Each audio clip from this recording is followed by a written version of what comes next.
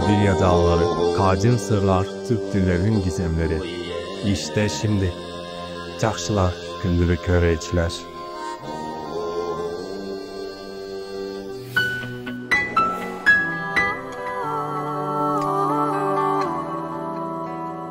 Türk halklarının tümünün ana vatanı olan gizemli Altay toprakları, bu sunumun şarkısını yazan Hamur Akçin'e ilham vermiştir. Karina Todoşova'nın güzel akustik yorumu sayesinde Altay'ın Türkçe'ye ne kadar benzediğini keşfedeceğiz. Güney Altay bölgedeki birçok dil ve lehçeyi birleştirmek için oluşturulmuş tek resmi yazı dilidir. Bunu ihtiyatlı bir şekilde Sibirya dilleri arasında sınıflandırıyoruz.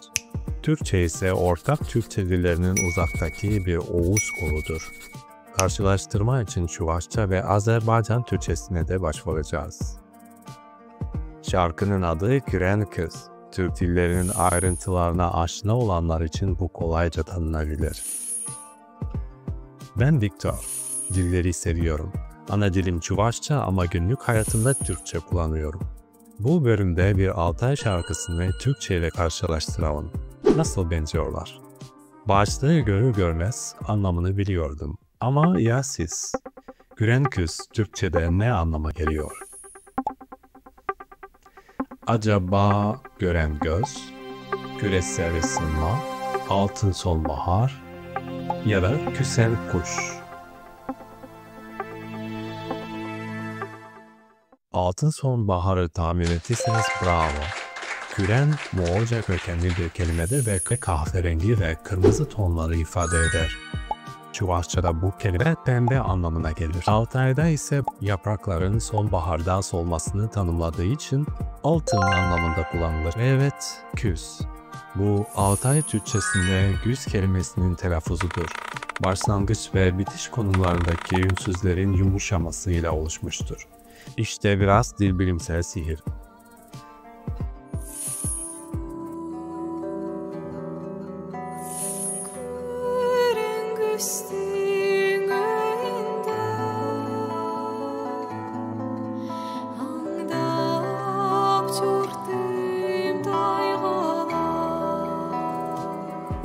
Öğünde tanıdık bir gramer yapısına sahiptir. Ama öğe artık Türkçe'de kullanılmayan bir kelimedir. Yalnız bunu hala öğlen kelimesinde tanıyabiliriz. Ve bu kelime eski Türkçe'de öğüt köküne kadar gider. Çuvaşça'da bu kelime vara sonra olarak tanınmaz hale gelmiştir. Her iki dilde Arapça vakit ya da Farsça zaman ile yer değiştirmiştir. Altayca ise Arapça ve Farsça alıntı kelimelere pek düşkün değildir. Altay izleyicilerim hata yapıyorsam beni affetsinler. Şarkı sözlerinde yoğurtun söylediğini düşündüm. Yoğurtum, yoğurto fiilinin birinci şahıs geçmiş zaman hali.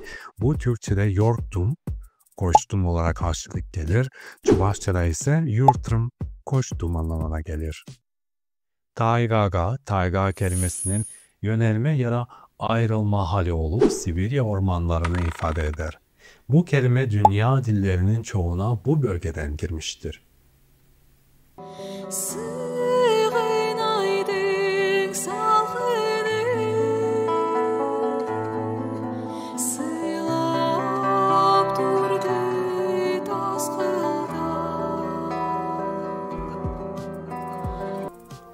Yine zihnimizde somut bir resim canlandıramadan tanıdık bir yapıda dil karmaşasını görüyoruz. Bir grup isim ya da sıfatın üçüncü şahıs siyeri kali, bir geçmiş zaman fiil, eki olan ab ile birleşmiş bir zarf fiil eki, şüphesiz burada Türkçe'de durduludur ve yer belirten dağ hali vardır. Sığın Sibirya ve Kuzey Amerika'da bulunan bir geyik türüdür. Türkçe'de sığın genelde Anadolu faunasında alageyik anlamında kullanılır. Ancak kelime tarih boyunca pek çok geyik türleri için kullanılmıştır. Yalnız tüm bunlar konu dışıdır. Çünkü burada aradığımız özne sığın değil, sığın aydır. Eylül ayı anlamına gelir. Daskıl ise bir nehir ya da dağ zirvesinin özel ismidir. Yaz halkın Emin'in Türkçenin yerel bir çeşidini konuşan ya da bilen bazı kişiler bu kelimeyi tanır. Ama sözlüklerim sadece rüzgar olarak karşılık verdi. Salkın bir Moğolca kelimedir ve rüzgar, serin rüzgar anlamına gelir. Çuvaşça'da sulhun olarak geçer ve serinlik ya da gölge anlamındadır.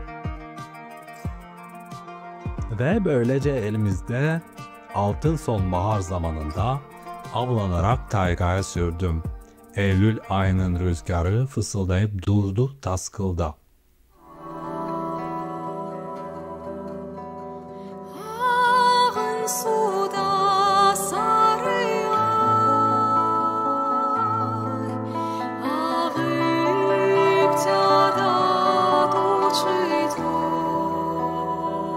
Ağın suyu da hem duyulduğunda hem de yazıldığında kolayca tanınabilir.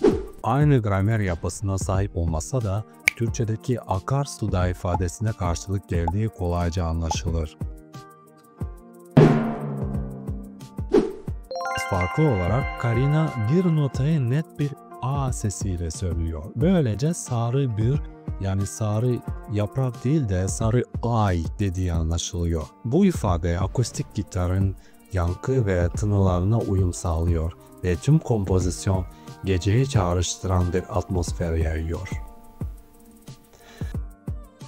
Altay dili Kiril alfabesiyle yazılıyor ve Kiril harflerinde nadir kullanılan Y harfine sahiptir. Ancak bu harf diğer Kiril alfabelerinden farklı olarak dil ve damakla söylenen ünsüzün patlamalı olan fonemini temsil eder. Güney Altarca'da bu fonem bulunduğu pozisyona göre ya sessiz t ya da sesli c olarak telaffuz ediliyor.